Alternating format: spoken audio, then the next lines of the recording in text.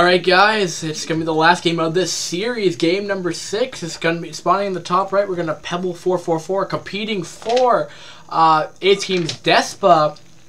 And spawning in the bottom left, we will have, if you want me to leave, I don't care. Spawning in the bottom left, we have SniperTerran, who's going to be competing for, I forgot, Team Courage. So it'll be a TVT.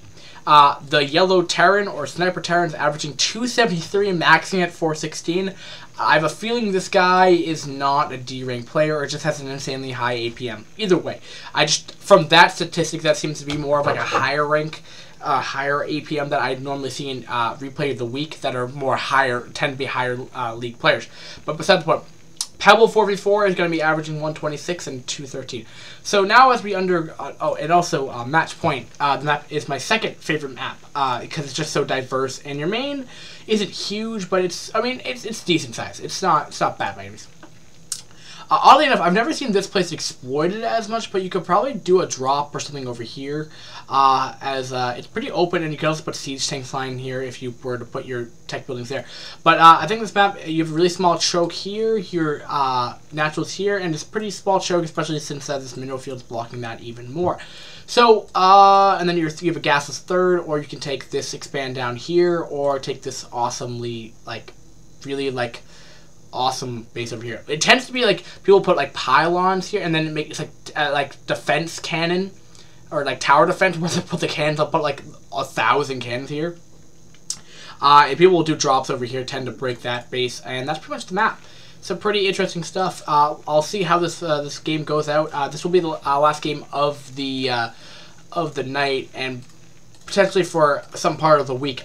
So this week's schedule is a little more different for me, at least, and I'm probably going to be still putting out a major bunch of the content until we get ICC Cup Iron Frost or ICC Cup Frost more in tune with everything. I have tomorrow. I'm not going to be able to do stuff. Otherwise, I don't know my other week's schedule really is going to look like, but I'll have to see how that kind of plays out. And that's what I'll just put out there for right now. I hope to get more content out, but I have other things I need to put in perspective. This Friday I'm not gonna have off either. I have to do work on Friday. Oh, that just gets in time. That's ridiculous. Factory play by Pebble, I'm surprised by, and actually both are going.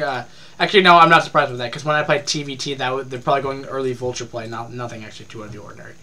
Never mind. And then SCV getting a nice, good scout off. Pebble's also seeing that he's getting a factory, so they pretty much could say that they're going identical builds at this point. Nothing. I can't really speculate otherwise what they're thinking. And that Marine should be able to shut down that SCV. This factory is a little bit ahead of the other one, but it's not to the point where it's such a big difference. Now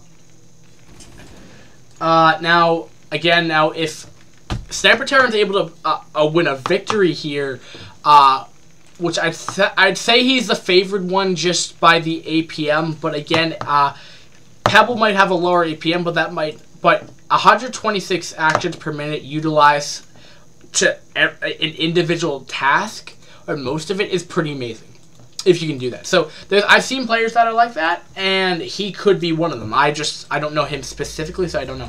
But it looks like Brown will be Pebble444 will be pushing out with a small little force of Marines and Vulture, small bit of Marine and a Vulture. So yeah, at home he's building another factory, so going mech play, and I would be surprising for this guy, but he's actually going for more of an expand, so we'll have to see. This is kind of like what happened in the PvP. He's going for more aggression style. He's going for more macro style. And in Brood War, the maps, again, are the Russians. The Russians in this one's not nearly as big, but it's still fairly big. So you could normally get away with fast expands, especially on the natural, since they're pretty easy to secure. But he will have that bunker up, and he should be able to deal with this push as long as he can repair that bunker. But that is a lot of that's gonna be somewhat but he'll have a tank out, so he should be all right, especially if siege mode is completed in time. But he just started it, so it might let me finish. If you don't bear that, I'm just gonna take a I sip out of my water bottle because I don't want to totally just have my voice crack in the middle of the casting and just be completely mad awkward. So, he does have Spider-Man tech, not Siege Tank yet, so going for even getting Starport, which is pretty interesting. In a GVT, I don't normally see that. So, glad to see some variation. I really liked that last game, game number 5. I really liked Oblistico's, style to that. Now, TBT is not my best casting. Tends to be that these are the more boring, just to be completely honest, boring games. But it seems like Brown is, I guess Pebble is being more active with the units, which are making it a little bit more interesting. But a Siege Tank is really going to deny any kind of aggression. And it tends to be TBT, so more of a macro build up 200 army and then see what happens, how you can kind of combat that. But, I can't say an identical build from both players. Except SniperTerran a little bit delay in the tech, but not even by that far, actually. Getting that Starport, I mean, it's really not going to be that further, not really going to be that far back. It looks like he's going to be doing some draw play. He might be going Wraith. I couldn't, that's all I can speculate. I really don't know. But you don't need a control tower for Wraith, so either, nope, he's going control, and probably Cloaked. Cloak, I would be surprised if I started that upgrade started shortly, or I'll just be surprised why I got a control tower before you pumped out a Wraith. Either way, I don't really know, but it looks like he's not even going for control for Cloak, so I don't know the whole reason for that is, but yeah. And so SniperTerran's in a defensive position here, and it looks like checking for a third. So it's gonna be 47 supply to 40 supply, so definitely the aggression is he's gonna have that army. He hasn't gone in and kind of wiped out his whole army from 3 Siege Tanks. And if he's going for this drop play, I like it because it's completely going around this siege line here, which he could do a lot of damage on this main. And yeah, I'll be interested if this does damage. Will he wait to do a full on drop? It looks like he's gonna pull his whole main, his whole major army out there, and yeah, that's his whole army out there. We'll be taking a sneaky third, though. Will he be able to deny that? Will that Wraith detect it? That's a good question. He will be pushing in here. Going to probably rack up as many SCV kills as he can before they all push away, even trying to get them on their way out. Will he be able to do it? He does have Vulture Speed out, but not nearly doing as much damage as I hoped he could be doing. Those Spider-Mines are a little delayed to really do that. And take Wolf Fall. Good Spider-Mine positioning. And will he be... He doesn't have any cloak, so he could kill off that SCV. Actually, it might not, as those Marine will just get targeted down by that Wraith, and Wraith still have a good amount of HP, and yeah, this push will be denied by the Vultures. He could try to put Spider-Mines in this this area here, which could do a lot of damage.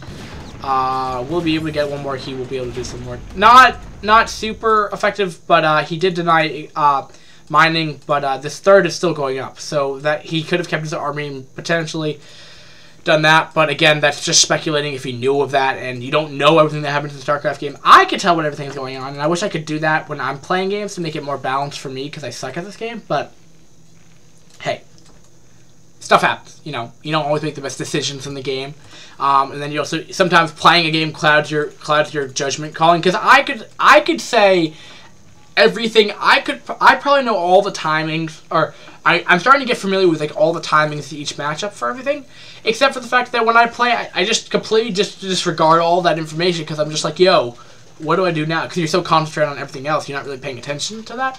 And StarCraft has that effect. It's just hard to be good at everything. But will that Wraith? Oh, he's so close of getting to it. It's so close. Oh. That Wraith actually might fall because he actually got the first hit on that guy, so we'll have to see how it plays out. Pebble is going for Goliath tech now. I don't know what really calls for all the Goliath. As he's really not going any kind of air except for one Wraith, and he's even repairing that guy. No, he's coming to air. I haven't seen his whole air army. I didn't know that he had one. Oh, and we'll be, he's just making sure he's getting to Night Scouting. I like this. He's making him play in the dark, but he still doesn't know about this expand up here. But not really utilizing anyway. I mean, he hasn't even gotten the minerals worth to even make that base effective yet. as he's going to have to deal with this kind of push happening. Oh, that is annoying. He's really exploiting this cliff right here.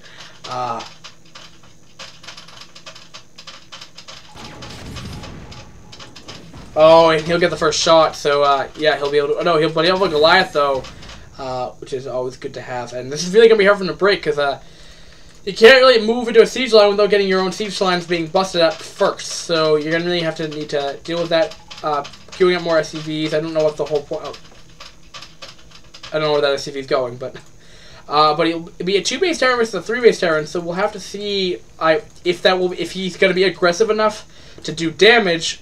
But again, he is denying mining from this natural completely, so this base hasn't really fully kicked in yet. And he's being, I think he's completely oversaturated on here, so he's not really using all of his SCVs. He actually will just completely lose his Wraith there, and we'll have to push this back, being very effective. Not using his Goliath as effective as he could be, and now he doesn't really have... He could try to scan, but will he be in range? He actually is. Does he have the upgrade, or is he getting it? He is getting the range upgrade on those guys, and yep. But this will stop any kind of extra shelling that will be happening, and we'll allow these guys again position. And yeah, that's the reason why. Utilizing those cliffs to be effective. However, tanks can shoot back once these guys have start firing, though. Because these will show up, but they have a 50%, I believe, 50% chance of being missed.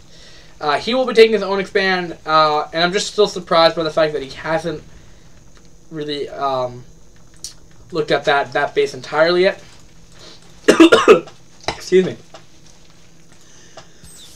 So the plan is to render these tonight, upload them, make a post on Team Liquid, and see if I can make try to embed these videos into a forum post, and just show the community that we have this. There's the hope, but I can't guarantee that. It really depends on also when when the other guy gets his videos up. I believe he started casting them. I just don't know how many games he got done tonight, how active, how fast he's gonna render them, how many technical difficulties, if any at all. So it really depends. This is the first time I'm letting him do his own thing. He's only doing 4 games. I'm doing 6. So the hope is that he'll get his videos out faster, or not much that.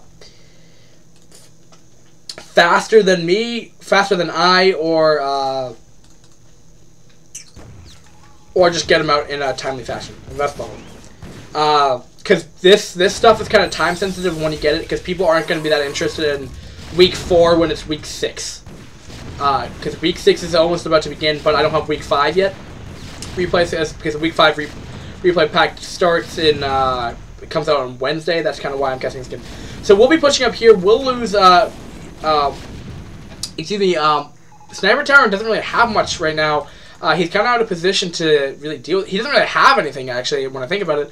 He only had a couple siege tanks, 88 supply to 89 supply, so 91 supply. So they're actually pretty dead even in supply. I'm just wondering where Yellow's main army is. It looks like it's mainly vultures, which can be problematic because these are all tanks, and they'll probably all blow up and die but if they kind of try to run into that. So he's not. He could have a much better economy if he was using it. But looks like he's just shelling away at this base, and looks like it will fall by the shock cannons of doom and destruction. We'll get a nice little. Ooh, he's still alive with 2 HO, and it will fall.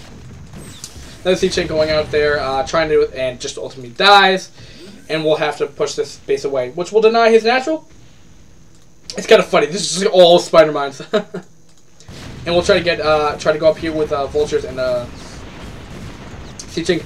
And the good thing about this is that siege tank is being able to continue to fire up, and even if he only has 2 vultures, he's still not allowing the vultures to get down, and so he's going to be able to maximize the damage of the shock cannon and siege tank and etc. He wants to be careful not to run into spider mine, but it doesn't look like those are actually going to go off or anything. It looks like these just do not go off for these guys. And I'm surprised by that. Sometimes spider mines don't have the best AI, and yeah, it looks like SniperTerran's kind of just falling apart here. And I'm surprised by that, by his like massive APM as well. And I guess that just shows that APM doesn't always matter to that. And I always put that out there, like APM doesn't always always mean that it's a better player. It's just people that spam more, and sometimes it's misleading. I tend to follow it by skill level sometimes. Higher level tends to be higher skill level. He actually won't get cloak up, but I'm actually gonna be able to see those, and we'll Goliath do a ton of damage. +1 will do 24 damage per hit, and they look at that fire rate too. It goes up so fast as well. So yeah, we'll have to see how that kind of plays out. Starport is going up for him as well. So this is just gonna try to be slowly and progressively trying to retake his base, but I mean, he's gonna be off a 3 base, he's being completely. I mean, he doesn't have to worry about being harassed. He's not really being. He's not showing any signs of going for any drop play right now. So I don't really think Pebble really has to be worried about any kind of aggression other than trying to keep him contained for as long as he can. But it looks like he's gonna be able to break this contain though. But the flip side of this is that he won't have as much. He doesn't like to appear as nearly the amount of tanks and etc. he has. So this game might actually just completely flip around and turn. And especially since he'll be able to keep this base, especially when these vultures are all up here, just to be able to clean up this tank pretty slowly, but they'll be able to kill it off. Which will force an expand over here, and it looks like he might be interested in taking his expand to this Wraith placement here. But he will be pushing out, he will have an upgrade advantage, I believe. No, he will not. Actually, I could be wrong about that. No, he will not have an upgrade. No, they'll be at the same upgrade. But now he'll have the high ground positioning, and then he's just going to be able to play defensive from here. And I think this game's going to go on for actually a bit longer. Wasn't able to get that final blow kill going on for that. And yeah. And in response to this, no double upgrades or anything really kind of going on. 111 supply to 121. So yellow's actually ahead in this scenario. And it's kind of surprising. Sometimes if you're not super, if the aggression doesn't work too well, it doesn't sometimes if the macro player is able to hold out long enough, then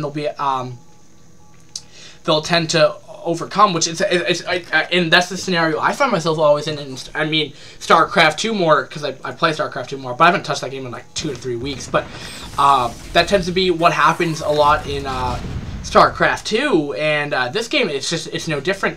When you're being so aggressive, you're constantly throwing your units away sometimes, and if you're not being careful about that, they will be able to sit back, macro until they have enough stuff because they're able to play defensive, and then they'll have this massive army right here. And then what does he have to deal with that? He has this army. This is not an army. That's tanks. See, this is the thing I hate about Brood War though, because spider mines look like armies, but it will be pushing in here and actually losing quite a few stuff right here. All the vultures are just dying. Vultures versus Goliath tend to do a lot of damage, but tank versus tank, Goliath are trying to get in there, and it looks like he actually kind of overcame that 103 to 113, and yellow might have just passed up his opportunity to do a lot of damage here, but he will have quite a few vultures here, but there's actually tanks here, and he does not be able to push through that. Upgrade is still 2-1, so he was able to get those upgrades going. We'll be getting more upgrades. No, he will not. And wow, maybe Brown will actually be able to overcome this aggression of his, as he's finally being able to, this extra base is finally kick in, and this one is probably kicking in right about now as well. And macro like a champ as well. I mean, at least his minerals are way down. He has 700, but again, it's not too bad. I'm not going to really point out their macro flaws as they tend to be lower league players, and that's probably why. The main factor, other than decision making, etc. While they're still learning the game. Unless I'm specifically analyzing game to what you can improve on everything, I'm not really gonna pressure on that. I like that effect with Mr. Starts to kind of like curve back into it. It's kind of cool. But something shelling at something right about now. He could put tanks here and do a lot of damage. Could. But I'm trying to figure out what he's attacking. I don't know what he's attacking right now. I hear explosions in the background.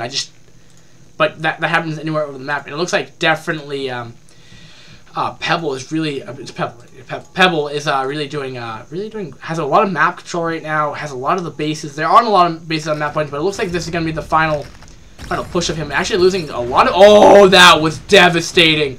That's really going to put SniperTerran back down, and if that really. Oh, he's just losing everything right now. 105 supply to. I found something brown to click on 152, so he's up by 50 supply. That might be an SCV count though, as he will be off of 4 base. Right, that's right, 4 base. Yeah, it really comes down to the positioning of everything, what their decision making. But But definitely Pebble will have 2 different position points up here and down here, so it's going to be really hard to find a good strategic point for Yellow. And there's the GG by SniperTerran, and wow, I'm surprised by that. I think SniperTerran would have won that game just by the statistically of the APM, but I've realized that won't really affect it. As I know that sometimes I could be completely wrong at guessing, and that was the time right there. And that means I have to say is that means we have 4 check marks on it team's DeSPA. You don't know what that means. I just have a piece of paper that is all the game matchups. So that's 4 wins for it team DeSPA. So they'll win with a victory either of 2 or 1 point. I don't know how the whole ranking system works quite yet, even though it's the 5th week of this. But that is that. Now for the F-Tog, or Tog, because I guess if all of our other casters are doing that, I guess it would be Tog, but the F-Tog, or the Fitz tip of the game, would be for what's his name? SniperTerran. What TVT is my worst thing to probably analyze, but I'll try my best. Other than, you know, the obvious macro issues that most